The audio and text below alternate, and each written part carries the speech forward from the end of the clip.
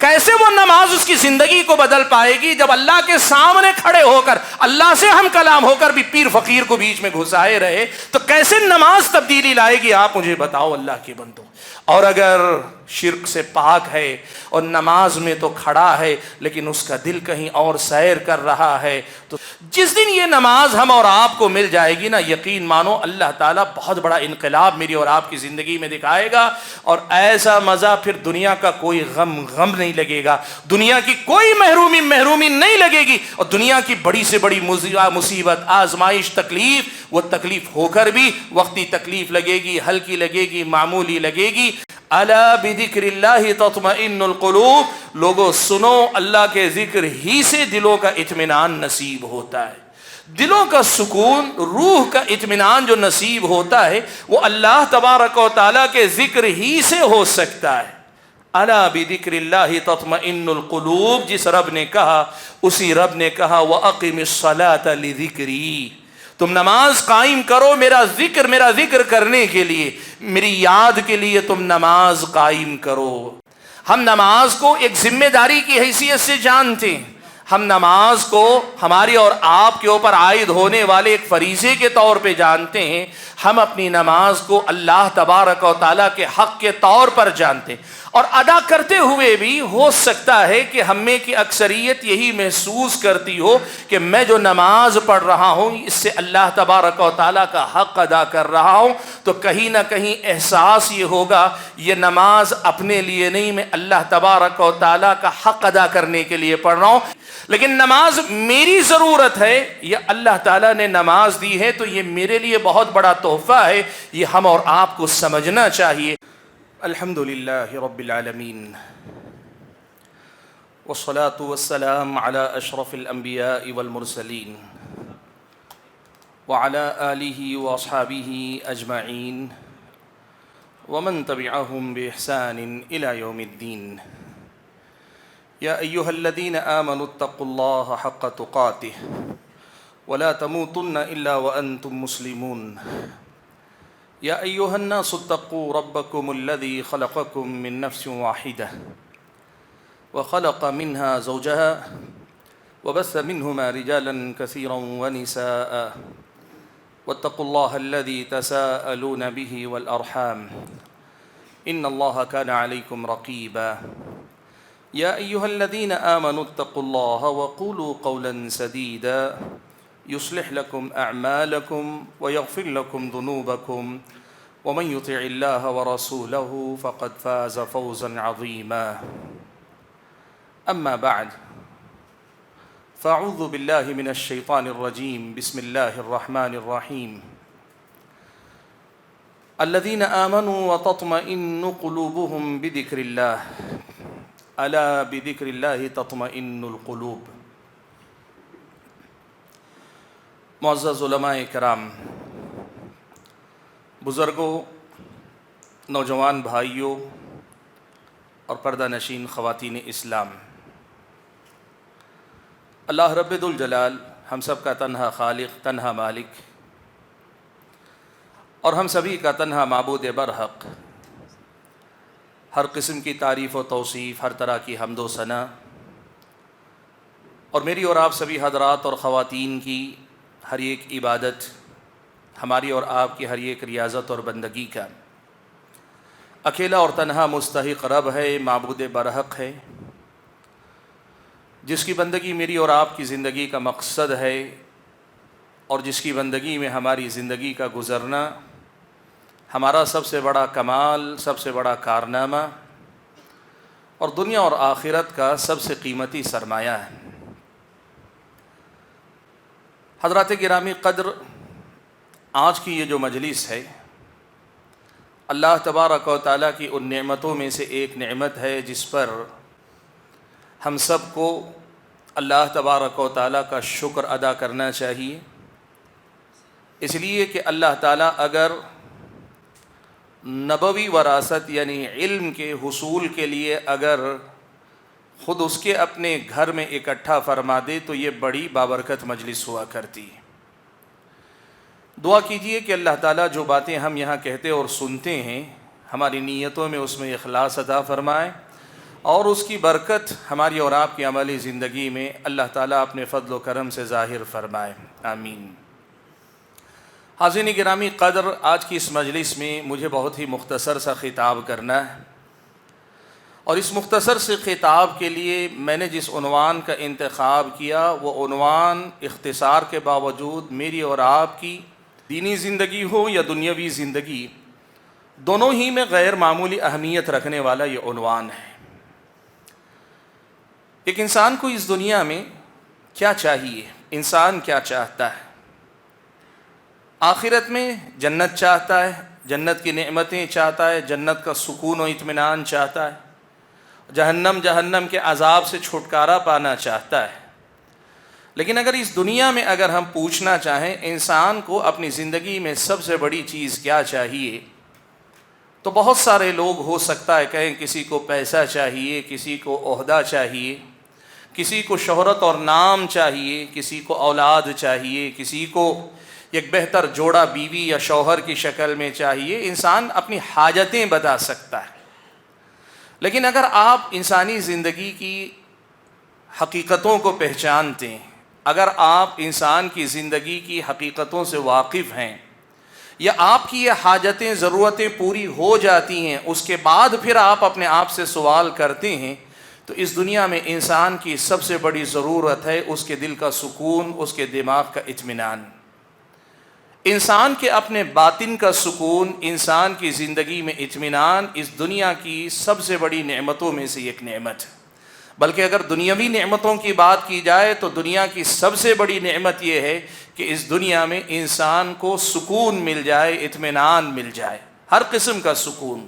وہ اپنی دنیا کے سارے معاملات سے نمٹتا ہے، لیکن اس کے باوجود اس کی زندگی میں سکون ہے، بیوی کی طرف سے، بچوں کی طرف سے، شوہر کی طرف سے، رشتہ داروں کی طرف سے، کاروبار کی طرف سے، ان سب چیزوں کی طرف سے انسان کو سکون اگر میسر آئے تو اس سے زیادہ بہتر انسان کی اس دنیا میں زندگی کا تصور نہیں کیا جا سکتا۔ یہ جو سکون کی دولت ہے نا، یہ سکون کی دولت کہاں ملے گی؟ ہم سب کو چاہیے، آپ پوچھئے کسی بھی انسان سے، اسے سکون چاہیے۔ یہ سکون اور اطمینان کی دولت انسان کو کہاں ملے گی، کیسے نصیب ہوگی؟ انسان اپنے اپنے طور پہ کہتا ہے کہ میری زندگی میں میرا ایک ٹارگٹ ہے، میرا ایک نشانہ ہے، میری ایک منزل ہے، میں اگر اسے پالوں گا تو میری زندگی میں سکون و اطمینان آ جائے گا۔ کسی کو پیسہ، کسی کو عہدہ، کسی کو نام، کسی کو شہرت، کسی کو مقام، کسی کو کچھ، انسان یہی سمجھتا ہے۔ لیکن بھائیو ایک بہت بڑی سچائی یاد رکھو، اللہ تبارک و تعالیٰ نے انسان کو اس دنیا کے اندر جتنی بھی پریشانیاں دی ہیں نا، ان ساری پریشانیوں کا تعلق انسان کی اپنی حقیقی زندگی یعنی اس کی اپنی ایمانی زندگی سے بڑا گہرا ہے۔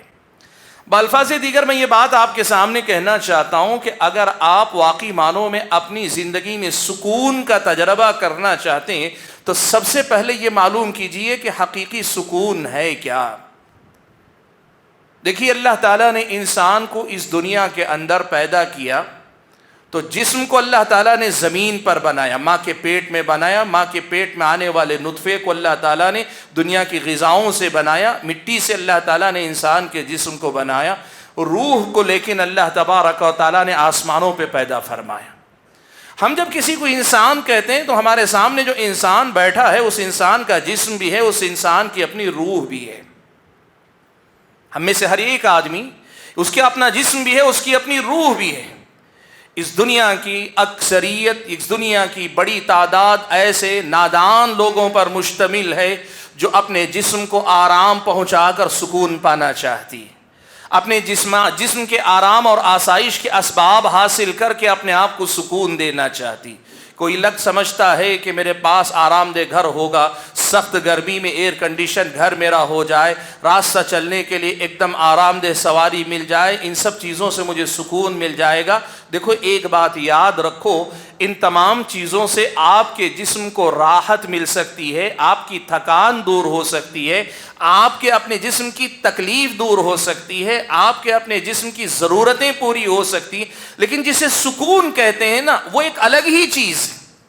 سکون جسے کہتے ہیں وہ ان جسمانی تکلیفوں سے یا ان جسمانی آرام سے بہت آگے کی چیز ہے، اور وہ سکون حقیقت میں یہ کہ انسان کے اپنے اندر کی روح پرسکون ہو جائے، خوش ہو جائے، مطمئن ہو جائے، انسان کے دماغ میں ٹھہراؤ آ جائے، انسان کے دل کے اندر کا اضطراب اور بے چینی ختم ہو جائے، انسان کی اپنی روح اس لذت سے آشنا ہو جائے کہ جس کے بعد آدمی کا جسم تھکن سے چور چور بھی ہو جائے، آدمی کو تھکن محسوس ہوتی ہے لیکن بے چینی محسوس نہیں ہوتی۔ تھکنا الگ ہے، اندر سے بے چین ہونا الگ ہے، جسمانی طور پہ آرام پا لینا الگ ہے، اندر کے سکون کو محسوس کرنا بہت الگ چیز ہے۔ آج کے انسان کا سب سے بڑا مسئلہ یہ ہے کہ وہ حقیقی سکون کیا ہے اس کو پہچانتا ہی نہیں، اسی لیے وہ جسم کی ضرورتوں کو پورا کر کے کبھی جائز کبھی ناجائز، کبھی نشہ کرتا ہے، کبھی ضرورت سے زیادہ آرام کرتا ہے، یا اسباب تعیش، کبھی سمندر کی گہرائیاں، کبھی پہاڑوں کی بلندیاں، کبھی صحراؤں کی خاک چھانتا، کہاں کہاں انسان گھومتا نہیں پھرتا، لیکن جو چیز اسے نہیں مل پاتی وہ ہے اس کی اپنی روح کا سکون۔ کیوں؟ اس لیے کہ یہ انسان اپنی روح کا سکون تلاش کرتا ہے تو اپنی جسمانی ضرورتوں میں تلاش کرتا ہے۔ یاد رکھو اللہ تعالیٰ کے بندو، اللہ تعالیٰ نے تمہاری میری روح کو آسمانوں پہ پیدا کیا، اس روح کو جب تک آسمانی غذا نہیں ملے گی، اللہ تعالیٰ نے اس روح کی غذا کے طور پر جو چیزیں اتاری ہیں وہ چیز اس روح کو نہیں ملے گی، مجھے اور آپ کو حقیقی سکون نہیں مل پائے گا۔ اور وہ روح کی غذا کیا ہے؟ روح کی غذا ہے اللہ تبارک و تعالیٰ کا ذکر، اللہ تبارک و تعالیٰ سے تعلق، اللہ تبارک و تعالیٰ سے رشتے کی مضبوطی، اللہ تبارک و تعالیٰ سے ہمارا اور آپ کا جوڑ لگاؤ، ہماری اور آپ کی وابستگی، اور ہم اور آپ کس حد تک اللہ تبارک و تعالیٰ سے کی قربت کو محسوس کر پاتے ہیں۔ قدم بقدم ہم اللہ سے کتنے قریب ہوتے جا رہے ہیں، اس سفر کا اگر ہم تجربہ نہیں کر سکے تو یقین مانو زندگی کی حقیقی لذت اور حقیقی سکون کا ہمیں اندازہ نہیں ہے۔ انسان ابتدا میں خود سفر کرتا ہے، اللہ تعالیٰ سے قریب تر ہوتا ہے، اور جب بندہ قریب ہوتا جاتا ہے تو پھر ایک مقام وہ بھی آتا ہے کہ پھر اللہ تعالیٰ بندے سے قریب ہونے لگتا ہے۔ روح کا یہ سفر، انسان کی زندگی کا یہ ایمانی سفر، انسان کی زندگی کا یہ عملی سفر جس میں اللہ کی قربت اور اللہ تعالیٰ کی نزدیکی، انسان اس کو تجربہ کر کے دیکھے، اس کو، یہی اصل میں انسان کی زندگی میں سکون اور اطمینان لا سکتا ہے۔ اور حاضرین گرامی قدر، آج اسی بنیادی مسئلے کے حوالے سے ایک بڑی اہم تعلیم کی طرف میں آپ کی توجہ پھیرنا چاہتا ہوں۔ دیکھو قرآن میں اللہ تعالیٰ نے بہت آسان الفاظ میں یہ مسئلہ سمجھا دیا۔ اللہ نے کہا الذین آمنوا وتطمئن قلوبهم بذکر اللہ، ایمان والوں کے بارے میں اس آیت میں اللہ نے بتلا دیا کہ ایمان والوں کا جو سکون ہے نا، ان کے ذکر، ان کے دل تو اللہ تعالیٰ کے ذکر سے سکون پاتے ہیں۔ الا بذکر اللہ تطمئن القلوب، لوگوں سنو، اللہ کے ذکر ہی سے دلوں کا اطمینان نصیب ہوتا ہے۔ دلوں کا سکون، روح کا اطمینان جو نصیب ہوتا ہے وہ اللہ تبارک و تعالیٰ کے ذکر ہی سے ہو سکتا ہے۔ اب اللہ تعالیٰ کے ذکر کی کئی شکلیں، ذکر کی الگ الگ قسمیں ہیں، آج مجھے اس پہ بات نہیں کرنی، لیکن اس ذکر میں سے یہ خاص ذکر ہے جسے اللہ تبارک و تعالیٰ نے، یا یوں کہیے یہ خاص عمل ہے جو اللہ تعالیٰ کے ذکر کے لیے کیا جاتا ہے، وہ ہے نماز، میری اور آپ کی نماز۔ الا بذکر اللہ تطمئن القلوب، جس رب نے کہا اسی رب نے کہا وَأَقِمِ الصَّلَاةَ لِذِكْرِي، تم نماز قائم کرو میرا ذکر کرنے کے لیے، میری یاد کے لیے تم نماز قائم کرو۔ حاضرین گرامی قدر، یہ جو نماز ہے نا، ہم کہتے ہیں یہ اسلام کا پہلا رکن ہے کلمے کے بعد، 4 بنیادی جو ارکان کلمے کے بعد ہیں ان میں پہلا رکن نماز ہم کہتے ہیں۔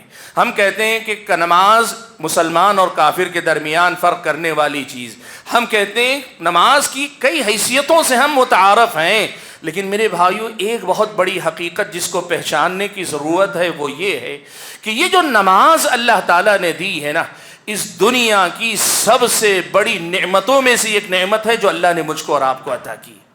ہم نماز کو ایک فرض کی حیثیت سے جانتے ہیں، ہم نماز کو ایک ذمہ داری کی حیثیت سے جانتے ہیں، ہم نماز کو ہماری اور آپ کے اوپر عائد ہونے والے ایک فریضے کے طور پہ جانتے ہیں، ہم اپنی نماز کو اللہ تبارک و تعالیٰ کے حق کے طور پر جانتے ہیں، اور ادا کرتے ہوئے بھی ہو سکتا ہے کہ ہم میں کی اکثریت یہی محسوس کرتی ہو کہ میں جو نماز پڑھ رہا ہوں اس سے اللہ تبارک و تعالیٰ کا حق ادا کر رہا ہوں، تو کہیں نہ کہیں احساس یہ ہوگا یہ نماز اپنے لیے نہیں، میں اللہ تبارک و تعالیٰ کا حق ادا کرنے کے لیے پڑھ رہا ہوں، یعنی اللہ کے لیے نماز پڑھ رہا ہوں۔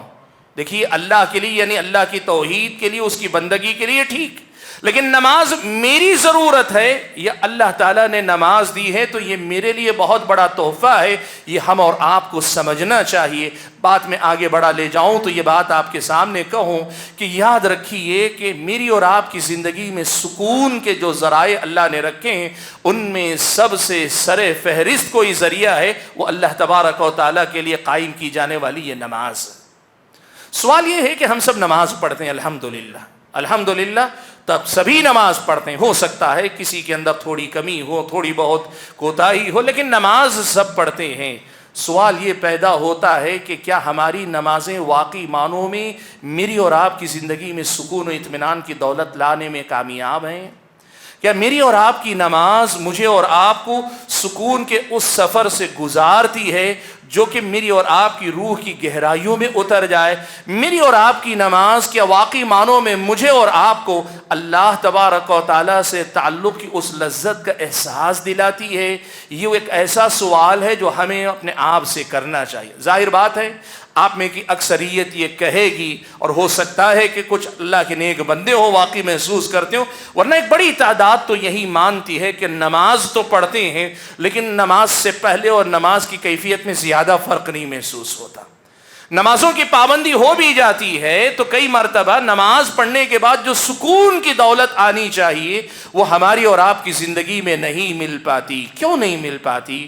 اس کی وجہ یہ ہے کہ ہم اور آپ نماز پڑھتے ہیں لیکن اس نماز کو سکون کے حصول کا ذریعہ جس انداز سے بنانا چاہیے ویسے اسے سکون کے حصول کا ذریعہ بنانے میں ہم اور آپ ناکام ہیں، بڑی کوتاہی کا شکار۔ میں بڑی تیزی سے 3-4 بڑی اہم باتیں آپ کے سامنے رکھ دیتا ہوں کہ ان پہ محنت کر کے ہم اپنی نمازوں کو ہماری اور آپ کی زندگی کے سکون کا باعث بنا سکتے ہیں۔ ساری پریشانیوں کا حل اس نماز میں مل جائے گا اگر اس نماز کی لذت اور اس نماز کے سکون کا ہم اور آپ تجربہ کرنے لگ جائیں۔ کیا کرنا ہوگا ہمیں؟ کیا تبدیلی ہمیں اپنی نمازوں میں لانی ہوگی؟ میں کچھ باتیں آپ کے سامنے بڑی تیزی سے ذکر کر دوں۔ سب سے پہلی اور بنیادی بات، اور یہ بات میں ہمارے اپنے ایک ساتھی عالم دین کے الفاظ میں نقل کرتا ہوں، بڑی پیاری بات انہوں نے کہی، ہو سکتا ہے انہوں نے کہیں پڑھی ہو لیکن میں نے ان کی زبانی سنی تو انہیں کا حوالہ دیتا ہوں۔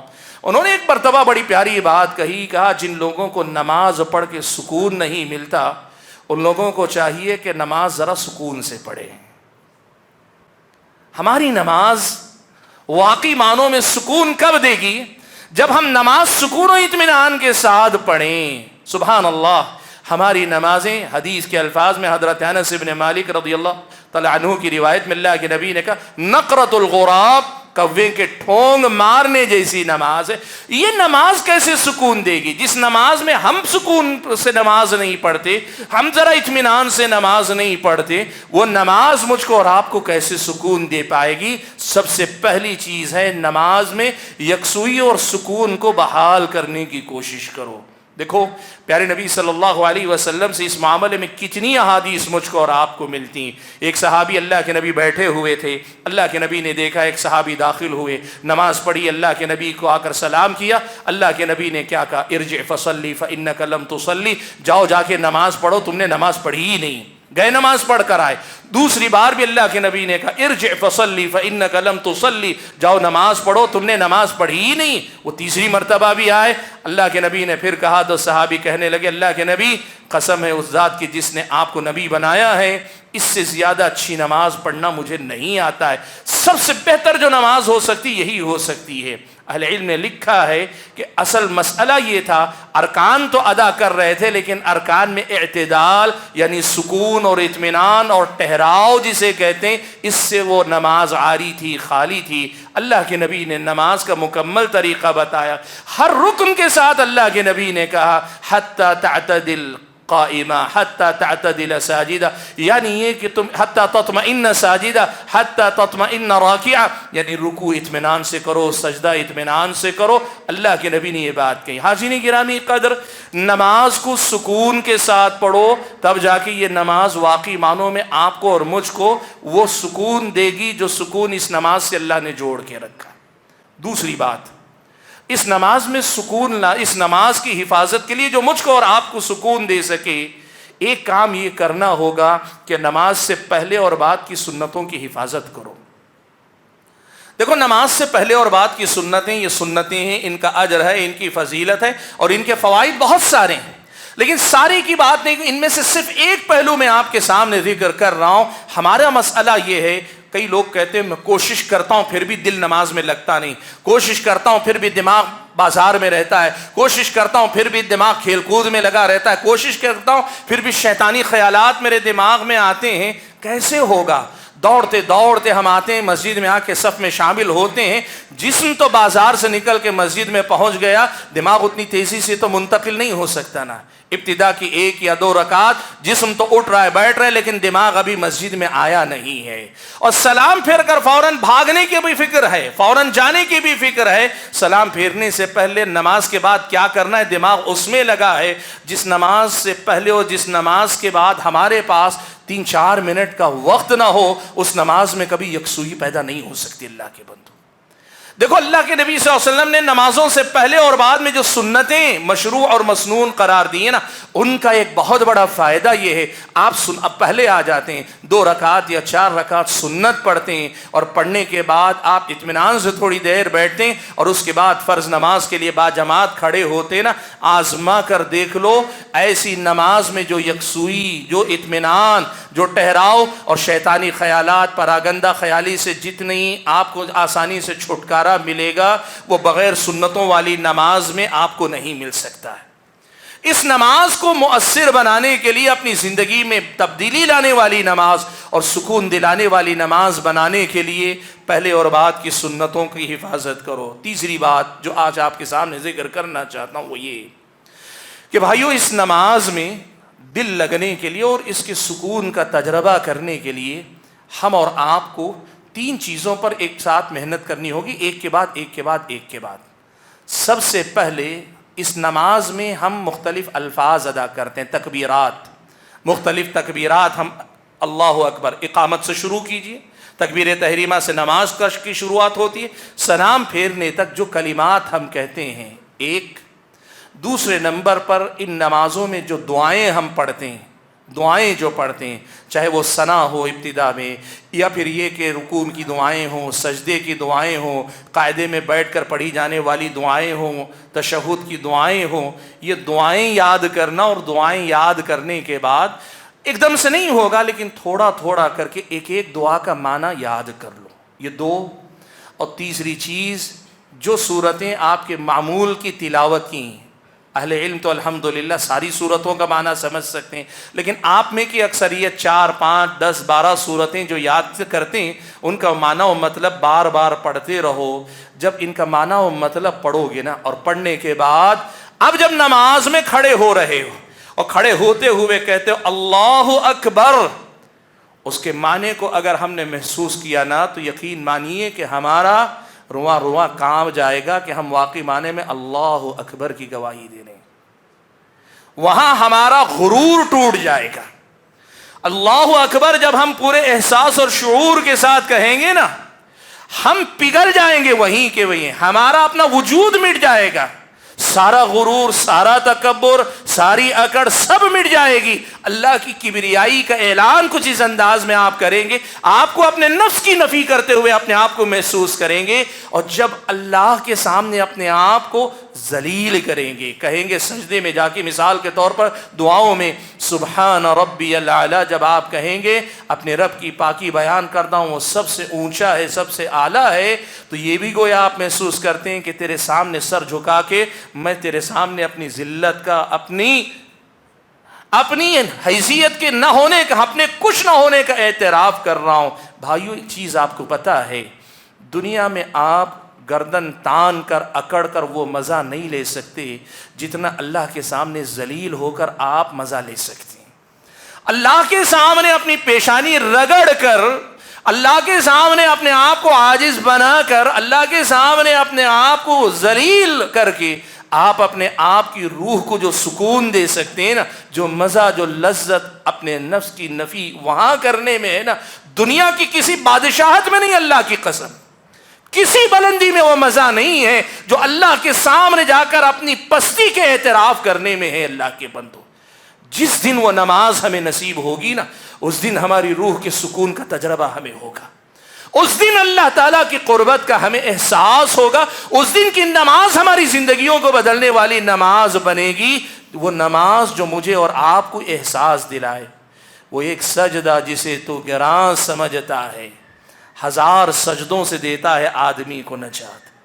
ایک مرتبہ اس لذت کا احساس کر لو، آپ کو اور مجھ کو اندازہ ہو جائے گا کہ ہم کیسی دنیا میں جی رہے ہیں، اور پھر آپ کو سمجھ میں آئے گا نبی علیہ الصلوۃ والسلام کے بارے میں حدیث میں جو بات آئی کہ اذا حزبہ امر صلی، اللہ کے نبی کو جب کبھی کسی مسئلے کی پریشانی ہوتی فوراً نماز میں کھڑے ہو جاتے۔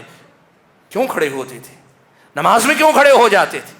اس لیے کہ جو یہاں سکون ملتا ہے نا، یہ سکون، یہ اطمینان دنیا کے سارے غم بھلا دیتا ہے، دنیا کی ساری تکلیفوں کو بھلا دیتا ہے، اگر واقعی معنوں میں ہم اس کا تجربہ کرنے لگ جائیں۔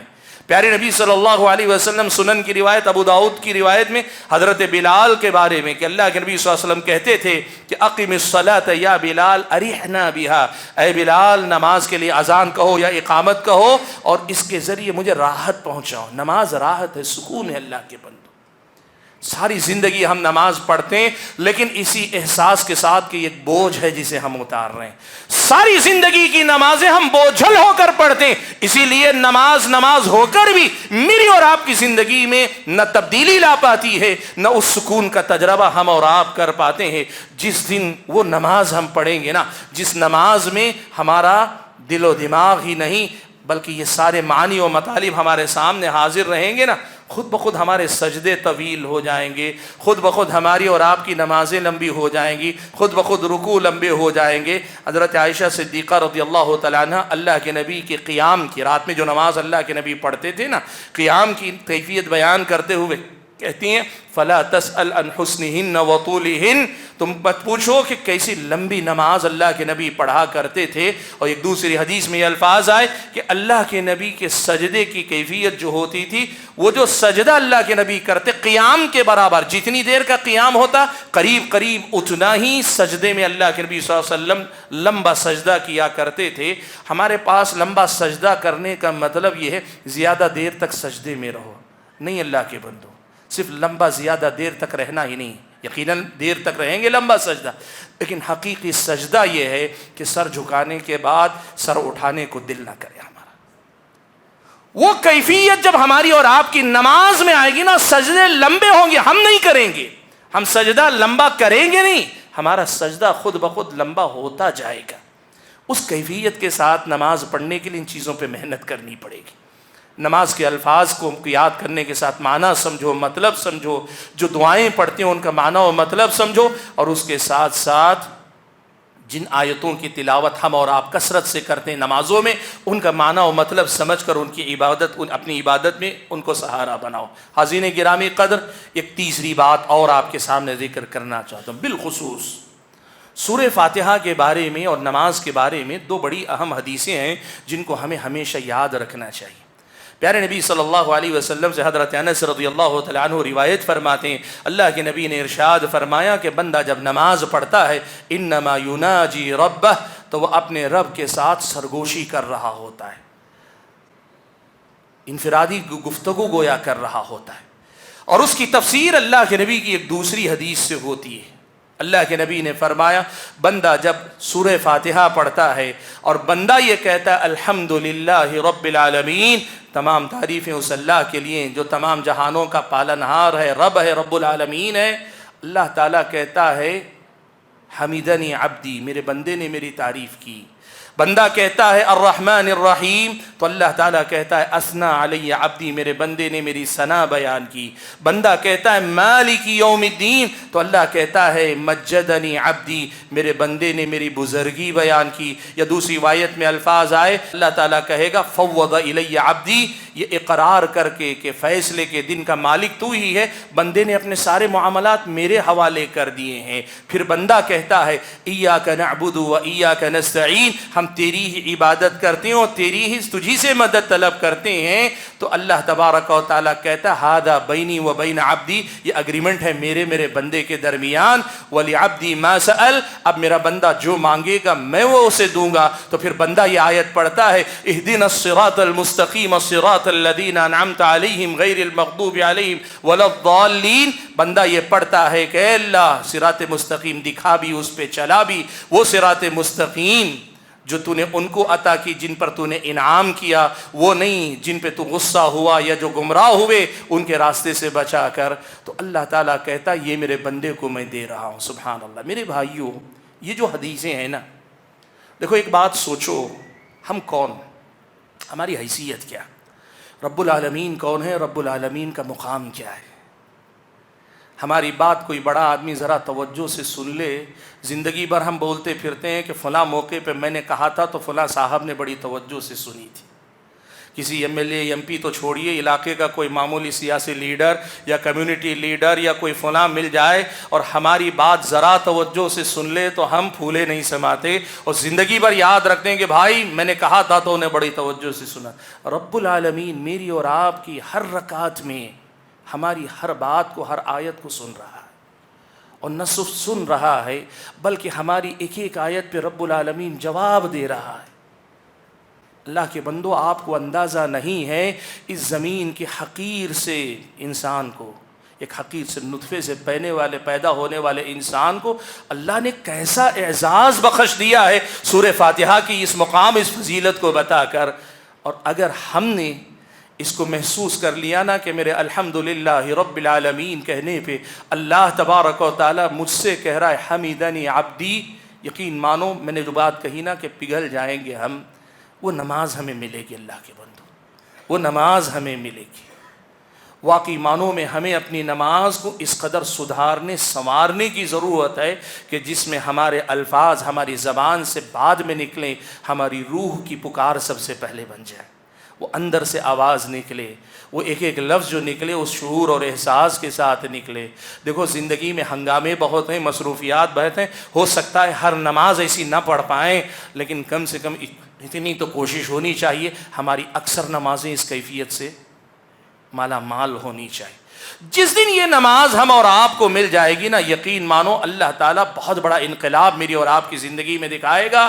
اور ایسا مزہ پھر دنیا کا کوئی غم نہیں لگے گا، دنیا کی کوئی محرومی نہیں لگے گی. اور دنیا کی بڑی سے بڑی مصیبت، آزمائش، تکلیف، وہ تکلیف ہو کر بھی وقتی تکلیف لگے گی، ہلکی لگے گی، معمولی لگے گی. آج ہمارا مسئلہ کیا ہے پتہ ہے؟ ہمارا اللہ تعالیٰ سے تعلق وہ نہیں ہے. نبی علیہ الصلوۃ والسلام نے احسان کا درجہ بتاتے ہوئے کہا تھا نا کہ عبادت کرو تو ایسے جو تم اللہ کو دیکھ رہے ہو، کأنک تراہ، تم ایسے اللہ کی عبادت کرو جیسے تم اللہ کو اپنی آنکھوں سے دیکھ رہے ہو. اور اگر فإن لم تکن تراہ، اگر اللہ تعالیٰ کو دیکھ نہیں پا رہے ہو، اتنا تو محسوس کر ہی سکتے ہو کہ رب تمہیں دیکھ رہا ہے. اس نماز کو اس کیفیت کے ساتھ پڑھو. ہمارا مسئلہ یہ ہے کہ یا تو شرک میں مبتلا ہو کر ہم نے اللہ اور اپنے درمیان اتنے واسطے کھڑے کر لیے، اور نماز میں بھی کھڑے ہو کر بندہ اپنے پیر فقیر کو یاد کرتا ہے. کیسے وہ نماز اس کی زندگی کو بدل پائے گی جب اللہ کے سامنے کھڑے ہو کر اللہ سے ہم کلام ہو کر بھی پیر فقیر کو بیچ میں گھسائے رہے؟ تو کیسے نماز تبدیلی لائے گی؟ آپ مجھے بتاؤ اللہ کے بندو. اور اگر شرک سے پاک ہے لیکن دنیا کی محبت، دنیا کے فتنوں میں مبتلا ہے، اور نماز میں تو کھڑا ہے لیکن اس کا دل کہیں اور سیر کر رہا ہے، تو سوچو اللہ تبارک و تعالیٰ کو کیا پڑی ہے؟ ضرورت تمہاری ہے، تم اللہ کے سامنے کھڑے ہو کر بھی غافل ہو تو اللہ کو کیا پڑی ہے کہ اللہ تم پہ توجہ دے، اللہ تمہیں جواب دے. اللہ کے بندو اس کیفیت کو سمجھو. اقبال نے جو بات کہی نا، جو میں سر بسجدہ ہوا کبھی تو زمین سے آنے لگی صدا، جو میں سر بسجدہ ہوا کبھی تو زمین سے آنے لگی صدا، تیرا دل تو ہے صنم آشنا، تجھے کیا ملے گا نماز میں؟ میرے بھائیوں، آج ہمیں اپنی نمازوں کی کیفیت کو بدلنا چاہیے۔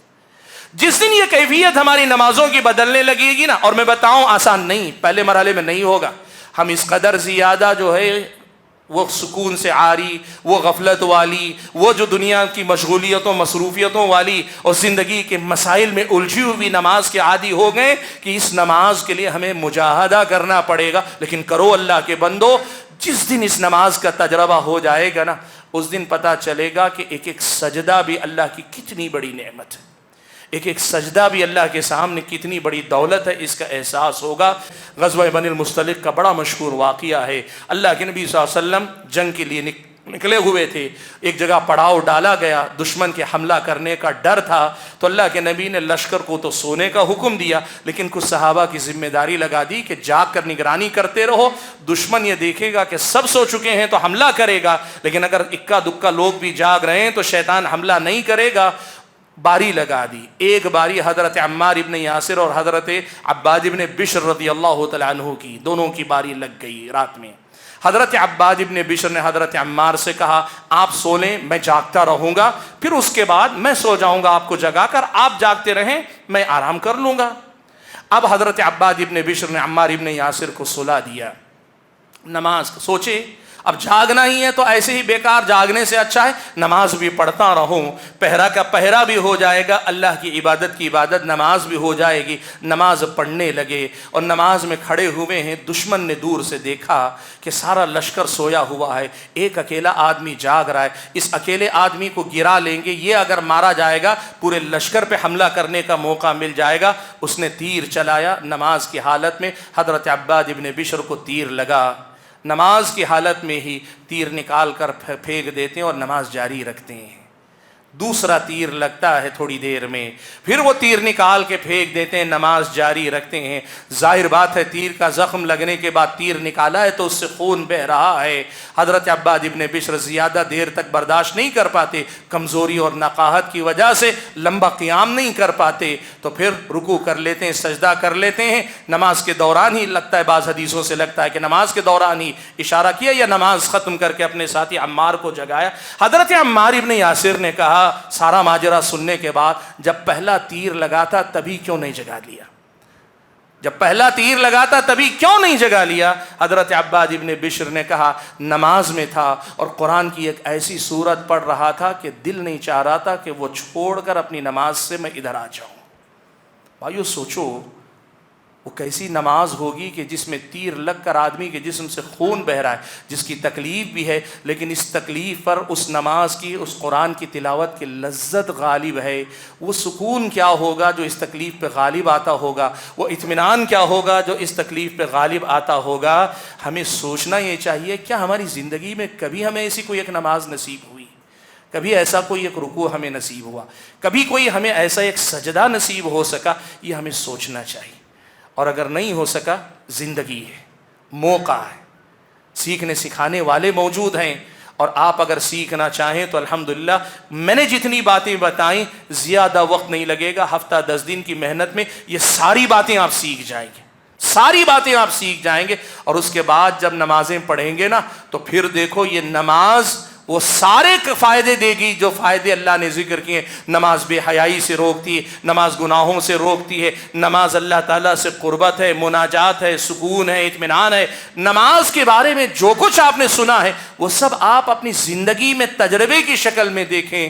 کل تک جو آپ نے سنا تھا آج آپ اسے اپنی عملی زندگی میں دیکھ پائیں گے۔ میں اپنی گفتگو کو ختم کرتے ہوئے اللہ تبارک و تعالیٰ سے دعا کرتا ہوں کہ اللہ تعالیٰ مجھے اور آپ سبھی حضرات اور خواتین کو صحیح معنوں میں زندگی کے حقیقی سکون کو پہچاننے کی توفیق عطا فرمائے، اور سکون کے حصول کے یہ انتہائی غیر معمولی ذرائع جو اللہ نے دیے ہیں ان کا بھرپور استعمال کرنے کی توفیق عطا فرمائے۔